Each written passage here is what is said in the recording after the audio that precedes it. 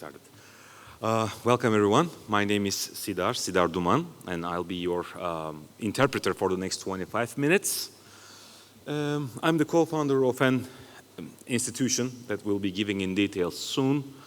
And without further ado, let me introduce this association of ours with a short video, not more than 3 minutes, and then we can proceed afterwards. Does it start?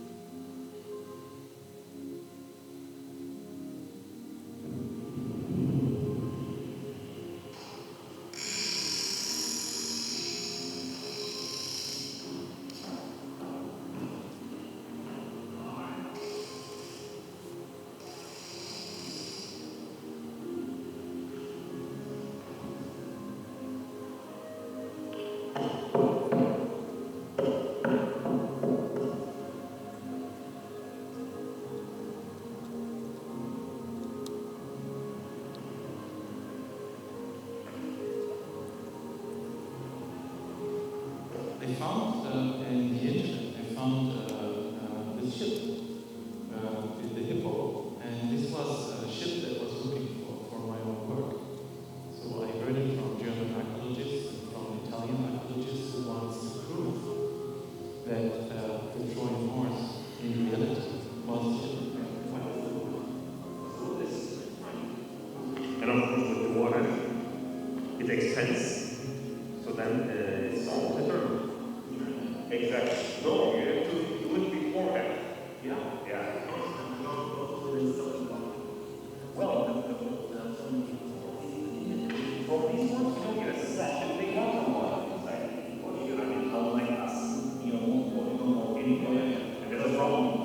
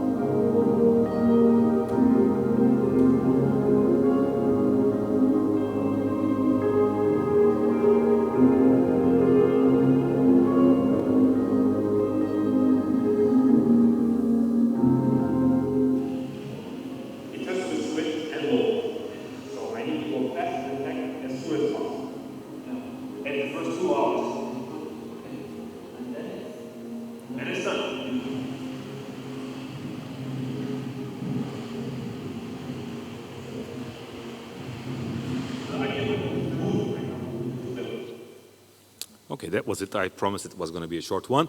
So over the years, over the last 20 years, we have finished some 14 projects. For us, they were like the labors of Hercules. They were really hard. We will come to the reasons, but just generally summarizing our NGO, we have some exhibitions and partnerships in some museums. There used to be 2, but now there are more than that. We also, I think, now have agreements with 4 other museums. We have some international awards and national documentaries, and international ones have been talking about us that you can Google and find. But the most important thing on this picture to me as a sailor is the almost 8,000 nautical miles that we have covered with those boats that you'll be seeing now. 8,000 miles is like crossing the Atlantic 3 times. With boats without engines, without electricity, without toilets. So basically it was not a piece of cake for us. Just a basic amphora photo, but I would like a friend of mine to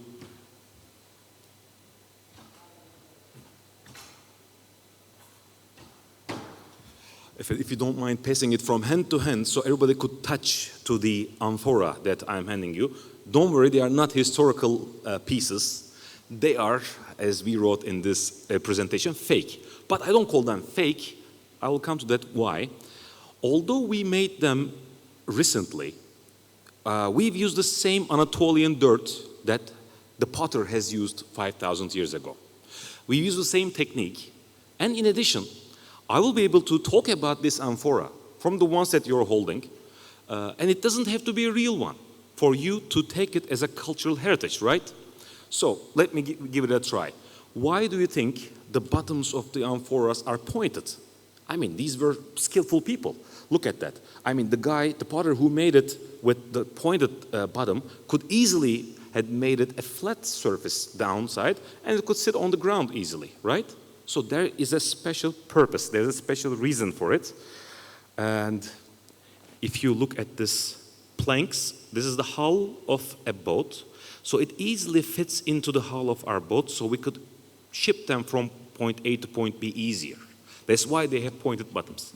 In addition, what they used to carry with those is wine, water, olive oil, of course, and many other goods. One, again, heritage information that I could give, regardless of the fake or original, I could look at an amphora and immediately tell you where it was made.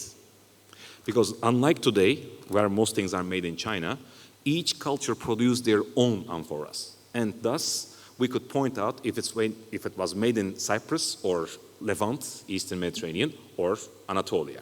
So let's keep those in mind. So we believe interpreting heritage is a critical way to shape our common future, or maybe even past. It's an ongoing debate, but most people care about the belonging part of this question. Who does this altar belong to? In our way of looking at heritage, that's not the vital point. This is a Hellenistic altar from Pergamum, modern Bergama, just north of Izmir. And it's a really advanced culture. Pergamum, actually we owe a lot to those friends, to our relatives, because they are the ones who came up with the parchment idea. So if there is something that looks like a book today, we owe it to those guys. They were the rivals with the library in Alexandria, and Alexandrians or Egyptians stopped sending them papyrus, which was the only source of writing material. So these guys came up with the parchment. Very important culture for me, for you, but not, for example, for the late Ottoman sultans. What is it their fault? Let's say Abdülhamit has a friend who took him to Pergamum and just gave him a story of the Zeus fighting the giants, okay? Or that story rang a bell in Abdülhamit's mind, and for this one, that phenomenon becomes an experience for Abdülhamit, and he has a deeper meaning, and he has an awareness for cultural heritage. What would have been the result? Now, this monument would have been in Turkey, not in Germany, right? So I think it's very important how we relate to cultural heritage. Just reading won't be enough. Somebody has to make it alive for you so that you can build a bridge between you and the artifact. So we came up with Back to the Future theme for that photo. I think it's very interesting. It's an anachronistic picture. So you would never, or none of the sailors on a Bronze Age ship had seen Hagia Sophia. So this totally a time travel issue. This is our first replica of Uluburun. We are talking about 2004. And we sailed to Istanbul as our maiden voyage. But let me give you a few words about this Bronze Age issue. For Bronze Age, you really have to be crazy to figure out these two soft metals, which is copper and tin, melt them together and form bronze. Because you can't mine bronze. Actually, you can mine copper even with your bare hands in Anatolia, for example. But for tin, you have to go to rather Afghanistan or Great Britain, even today. So we know these guys jumped on these boats, went to those faraway distances. Afghanistan also comes through water, by the way, from the Gulf of Oman. And melt these two metals to form bronze. Very important invention of the period. We will come in detail later on. But for this boat, the original Uluburun, that's why we call it Uluburun II, first one sunk 3,300 years ago in Kaş, south of southern Turkey. and named after the horn that it just sank. Its cargo was very interesting. First, a sponge diver figures it out, Mr. Mehmet Çakır, 1982, if I'm not wrong, and reports it to archaeologists, and they start diving, and they found that there's a Bronze Age shipwreck with an in situ cargo, intact. Everything was perfectly over there, almost all its cargo. There were lots of copper and tin as well, by the way, and they started excavating, and that's why we decided to build the oldest shipwreck on Earth as a replica, as our first project. Easy to say and hard to make. Because if you want to do experimental archaeology as a cultural heritage issue, you have to figure out a way to do the exact same technique that they have used. Not only materials, not only the tools, but the technique is called, I'm not going into details and get you bored, don't worry. It's the shell first method. So instead of building a skeleton of a boat and wrapping it with the planks, you have to build the boat hull and then put the frame inside, which is, really you have to be crazy to it. We did it. Well, did it work? I mean, I still remember, of course, the first day we launched our boat. Oh my gosh, water was running in like waterfalls. So basically, we thought it didn't work. It took like 2-3 hours for the planks to get ready for the long journeys for us with Uluburun. Let me go forward. So it was our first but not last project. This is the boat called Kibele. We didn't call it actually, the boat came with this name because it's the actually Anatolian mother goddess, Kibele, Kubaba, or Sibyl are exactly the same names. When the Persians conquered this motherland of ours, Asia Minor, these Phocians, which is modern Foça, just embarked on the very same boat that you see and set sail to an unknown destination. What they could bring with them was their culture only. You can't bring your home or something else. But they are the ones establishing colonies along the Mediterranean, also disseminated the seeds of Anatolian background. So if you go to Marseille today, on its harbor you will see the sign, this city has been founded by Phocians. So in this project of ours, as we think boats are the main cultural heritage conveyors, especially in the Mediterranean, we sailed for 53 days from Foça to Marseille. Again, without an engine, of course, without anything that you may think of in a modern, comfy cruising vehicle. So not an easy task, but of course safety first. Cruising through the Corinth Channel, which is brand new, by the way. This boat had never sailed through that. Some boat is towing us, so don't worry. We were not risking ourselves or our crew if you want to join one day. But about the typology of the boat, there is no shipwreck for this type of a boat. It's called a bireme or trireme. There are many names given. So how do we know?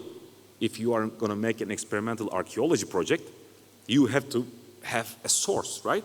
A data. For us, it's the vase paintings and iconography is all over. And if you're into mythology, you probably came across with Jason and the Argonauts in search for the Golden Fleece.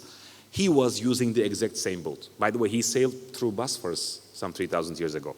This boat, long time ago, did the same route to go to Georgia. And another famous figure was Odysseus. After a 10-year-long war from Troy, he jumped on the very same boat again and set sail to Ithaca. Well, I am a sailor. I sailed this boat too. It takes only maybe, let's say, 10 days. Can you remember how long it took for Odysseus to sail from Troy to Ithaca? 10 years. So who is a better sailor, me or him? I'm kidding, of course. But we completed the same, well, a little longer journey in 53 days. Like the way they did 2,600 years ago. I mean the Phocian people sailing to Marseille for establishing a colony with the same boat, another fearless crew. Of course, most of us are smiling because we are happy that it ended. It was not an easy task again. Let me go on. Let me take you a little earlier this time. It's almost 3000 BCE. This is the time when Bronze Age had started. And again, of course, Aegean and the Mediterranean is the center of attraction. And people of mainland Greece and Turkey in that time had to jump on these boats, if you can call them a boat, and row to the central Aegean Islands, what we call today Cycladic Islands. Therefore, it's called Cycladic boat or Cycladic boat. And they were looking mainly for obsidians. It's a very useful volcanic glass, let's say. But as you can see, this time the planks have been put together by like lacing, like sewing. It's like ropes holding the planks, as you see. As I told you in the very beginning, this is an experimental archaeology group. I'm talking on behalf of them. So putting this beautiful boat in a Sabancı museum for an expedition of interaction between the two sides of the Aegean, we weren't satisfied, because, well, will this boat float, first of all? Could it make the journeys that has been described in the carvings and stuff? So what we did was, one way to find out, as you can imagine, let's put it on the water. It's a 14-meter long boat, by the way. It's almost 50 feet. Now we are satisfied that, yes, this boat can float. Yes, this boat can take people from mainland Greece or Turkey to the central Greek islands. But I can hear you asking, why are we doing that? What's our goal? What's our motivation? To us, doing projects like that, we believe that we are helping archaeology and history become a little more tangible, especially for younger generations. Because these are not the pieces that sit in the museum behind a screen that you can never touch. For youngers, touching something like you touched the amphoras is creating an awareness for cultural heritage.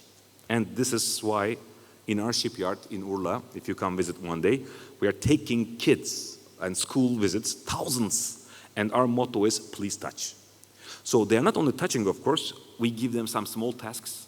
There's like the pulley section, so they can use the pulleys, see how it really works. They use sandpaper, and they clean the planks for us. So very interesting, let me share my personal experience with you. When we have visitors coming into the shipyard, these kids want to be volunteer to take them in the shipyard. So they become the cultural heritage carriers, conveyors to us. By the way, this boat that you see, that they are touching now, is a very special one. Let me tell you a few words about it too. The boat's name is Hippoi. Again, we didn't name the boat, it came as is, but it's been used since the Bronze Age. So once we say Bronze Age, by the way, whatever we know today, including writing, is a Bronze Age invention. So it's called historical period. So before Bronze Age is prehistory anyway, right? So ocean-going ships, okay? Wheel, chariots, boats, even fashion, all started at the Bronze Age period. So we really love it. However, there was an abrupt end to the Bronze Age. Nobody knows what really had happened, but as a sailor, we prefer one story, of course, is the sea peoples. So some invading group comes, but interesting enough that not only mainland Greece or the islands, Troy, Hittites, all Eastern Mediterranean, Levant, and all Egypt could barely survive. We know from their temple drawings, but sea peoples really ended the Bronze Age. And this perfect advanced period of time people just became illiterate. There's no even one written source for that dark period area when these civilizations had collapsed. Thanks to Phoenicians. They are the ones who came up with a new alphabet, almost exactly the one that you're using now.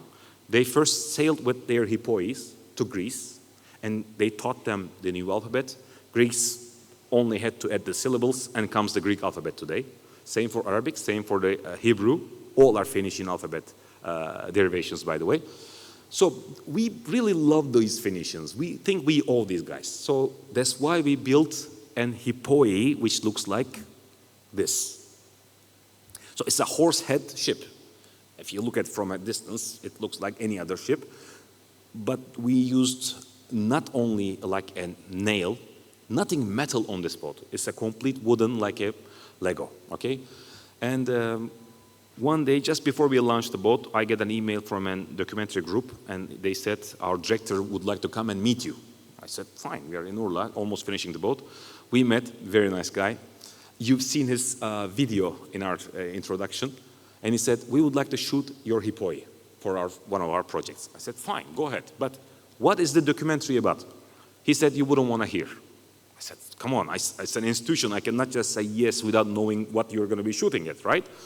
And he said, well, it's a long story, but what you know about the Trojan horse is not true. I said, you're in the wrong spot. We are in Urla. Troy is almost 300 kilometers north, so you should go there to find the Trojan horse. I thought he was going to ask us to build the Trojan horse, and I said, Hollywood did it all long time ago. Just go buy it from them. He said, no, no, no.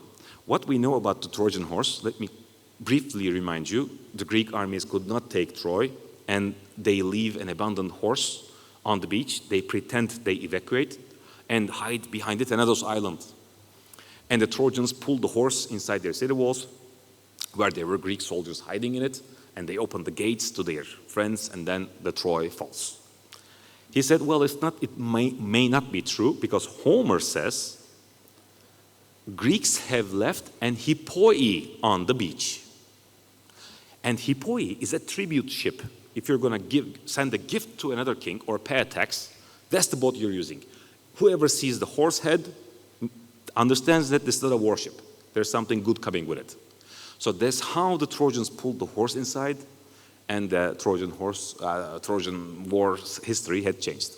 Well, believe it or not. But every other day it makes more sense to me that it was a ship instead of a horse, for several reasons, but that's not the subject of this stuff. Don't worry, we are coming up from Bronze Age now. I know I've taken you too deep in the history, almost brand new for us. This is not even considered archaeology or experimental archaeology, but every coastal city that you can think of has a typical boat. La gondola for Venice, dinghies for England, or you go to north, you can find all these Viking ships, smaller versions. And Izmir, once one of the capitals of the Mediterranean, had a boat too. This one is an kayık of Izmir, and they used to carry people and goods to the cargo ships anchoring in the middle of the harbor, Gulf, Izmir Gulf. But for some political reasons, in 1930s, they are lost, they are gone. And we never thought that we could ever reanimate the Izmir kayaks, but there's a postcard, if you can see, almost 100 years ago, they are using the same ship for an, I think, celebration. I can't remember what it was. One French general in late 1800s had the plans of Izmir kayak drawn to his books, so therefore we could manage to build Izmir kayaks again. Okay, are they real? No. Are they museum pieces? No. But I think by doing so, we build a bridge between the phenomenon and the people, creating again this awareness of cultural heritage. Most people in Izmir at least heard this story once. People rode, and it's a great boat, by the way. It's really agile. It's really fun to sail with. Hope you can do it once in your life. Only one downside of this kind of cultural heritage projects, I think most of the ones who are here are aware or will understand what I mean. Building or coming up to this level in the projects is tough, but it's doable. The harder part is to sustain these things. Who's going to look after the boats? Where are going to tie the boat? It's really hard to do those things in especially big cities. So before we start the project, we should see how it will end, at least with today's experience. That's what I could tell you. Some interesting, another interesting stuff. Well, I remember people in Alanya being shocked to see this one. They said, it's not finished yet. I said, of course we know it's not finished yet, but it's the part of the project. Alanya is just east of Antalya, for the ones who do not know. And before Ottomans, Selçuks had built a shipyard in Alanya. We built this boat unfinished on purpose. So we pulled this boat from the water to the shipyard, because there's no land access. And at least visitors can see the stages of the construction of a medieval boat. We also put some crane, catapults, and some other stuff. If you go to Antalya one day, it's one of our museum projects. There is another one in Demre, it's this time east of Antalya, where Santa Claus is supposed to be born. We have a Roman harbor and a boat reanimation over there.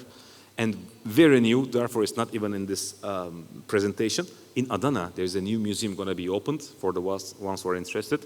We built another boat to be displayed on that museum as well.